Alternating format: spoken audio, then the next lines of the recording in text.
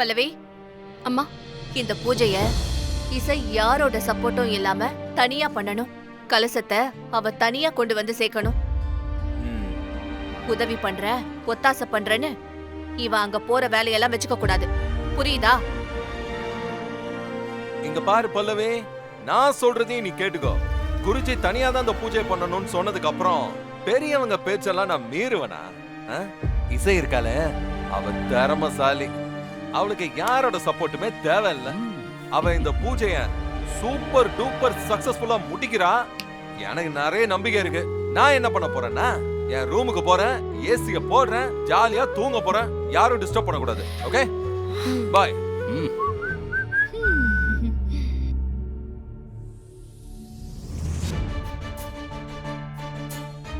இசை மேல உனக்கு அவ்வளோ நம்பிக்கையா? பாவம், உன் நம்பிக்கையெல்லாம் வீணா போக போகுது.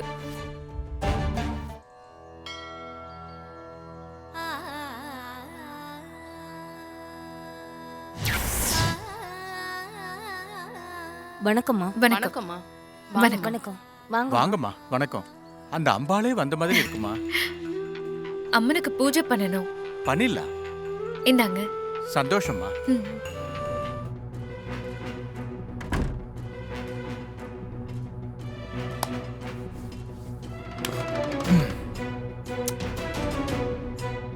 இசை வேற தனியா போயிருக்கா.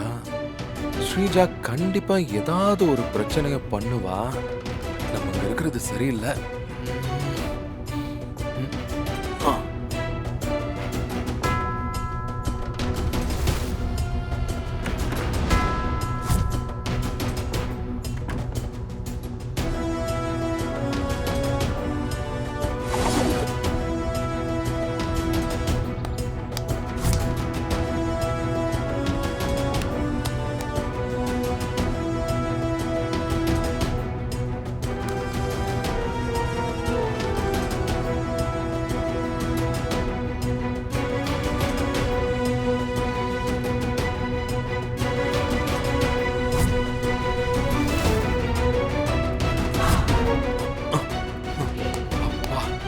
எவ்வளோ பெரிய கேட்டு. மாமா, அத்தை, மாமா. ஏய் இரு, எல்லாரும் ஹால்ல தானே இருக்கோம். கத்திக்கிட்டே வர. நம்ம ஹால்ல தான் இருக்கோம். ஆனா விஷால் எங்க இருக்கான்னு யாராவது கேட்டீங்களா? விஷால் அவன் ரூம்ல தான் இருப்பான். அதுதான் இல்ல. என்னது?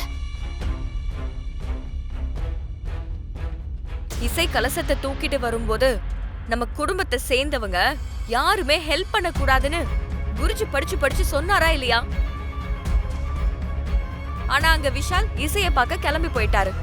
ஏய், என்ன சொல்ற இவ? ஏய், நீயா தேவையில்லாம அவன் மேல பழிய போடாத. அவன் ரூம்ல ரெஸ்ட் எடுத்துக்கிட்டு இருக்கான். எனக்கு என்னவோ விஷால் கிளம்பி போயிருப்பான்னு தான் தோணுது.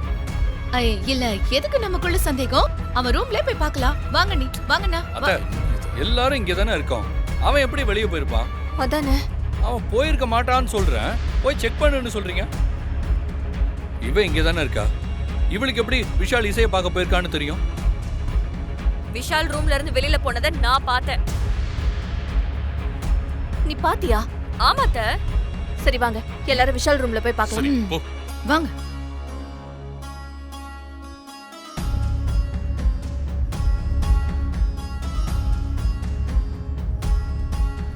விஷால், விஷால் கதவு தர.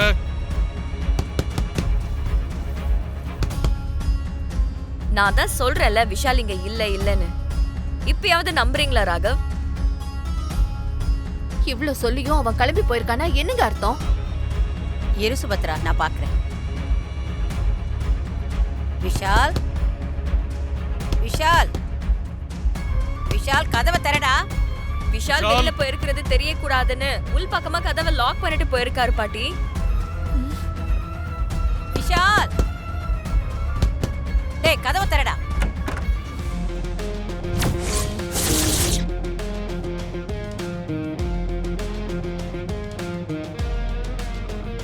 விஷால்,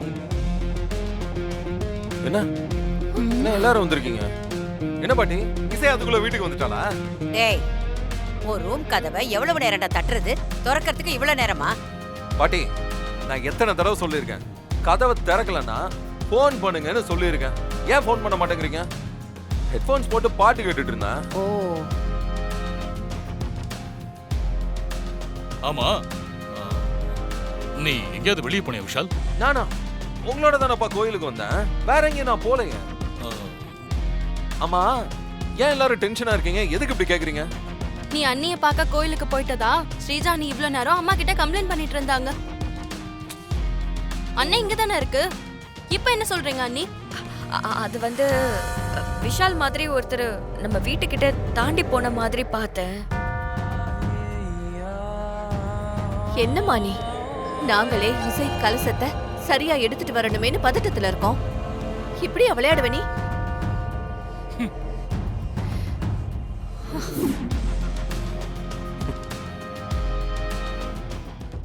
இவன் எப்படி வீட்டுக்குள்ள வந்தா? ஒருவேளை அந்த ஆளு வேற யாரையாவது பார்த்திருப்பானோ? பண்றதெல்லாம் பண்ணிட்டு எப்படி போறா பாரு. இத பாருங்க கடவுளே, உங்களை இந்த வீட்ல எல்லாரும் நம்புறாங்க. நானும் உங்களை நம்புறேன். இசைக்கு எந்த பிரச்சனையும் இல்லாம அவ திரும்பி வரணும். So what I'm trying to say is இசைய பத்திரமா பாத்துக்கோங்க. Okay okay.